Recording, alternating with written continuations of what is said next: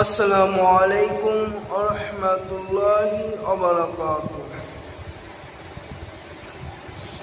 নাহমাদুহু ওয়া নুসাল্লি আলা রাসূলিল কারীম, আম্মা বা'দ। আউযু বিল্লাহি মিনাশ শাইতানির রাজীম। বিসমিল্লাহির রাহমানির রাহিম। মিনহা আরবাতুন হুরুমুন। আল কোরআন।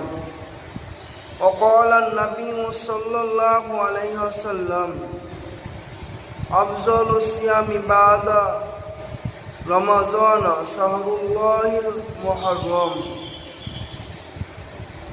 আল হাদিস। আলহামদুলিল্লাহ, সমস্ত প্রশংসা ও গুণকীর্তন সেই মহান রব্বুল আলামিনের জন্য।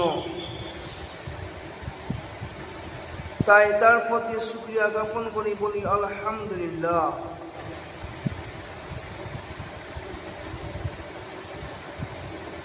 তারপরে আমার আপনার নবী দোজাহানের বাদশাহ জনাবে মুহাম্মদুর রাসূলুল্লাহ সাল্লাল্লাহু আলাইহি সাল্লামের যার অক্লান্ত মেহনতে আমরা এই ইসলাম ধর্মকে পেয়েছি, আমরা মুসলমান ঘরে জন্মগ্রহণ করেছি, তাই তার প্রতি শুকরিয়া জ্ঞাপন করি, বলি আলহামদুলিল্লাহ। মুহতারাম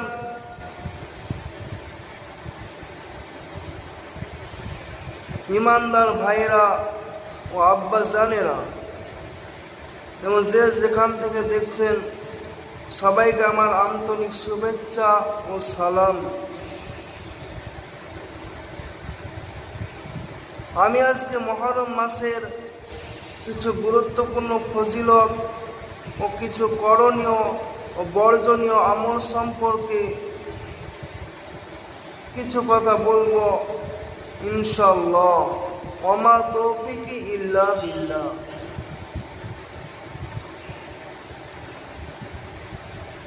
আমরা জানি এই মাস হলো মুহররমুল হারাম মাস।